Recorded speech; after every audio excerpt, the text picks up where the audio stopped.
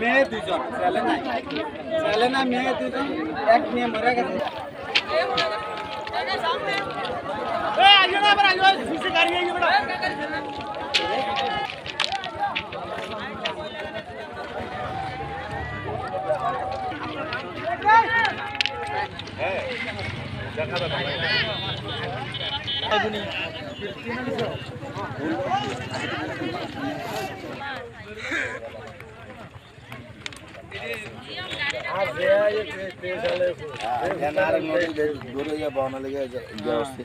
বিকাল বেলা শুনি উনি নাই, চলে কি হয়েছে? রেল ধাক্কা দিয়ে চলে গেছে।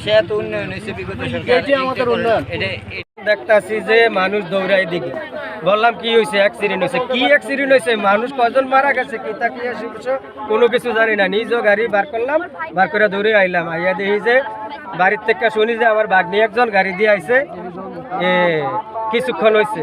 তারপর লাশ বিছরাইতে আপনার ভাগ্নির লাশ বিছরিয়ে পাই না। তারপর মোটরসাইকেল নিলাম, মোটরসাইকেল নিয়ে প্রায় ওই দেখেন ওইদিকে 1 কিলোমিটার দূরে লাশ পাইছি।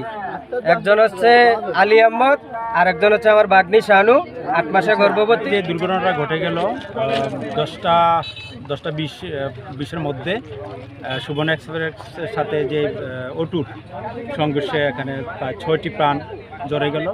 এটার দায়ী অরক্ষিত রেলওয়ের যে সড়ক মূলত।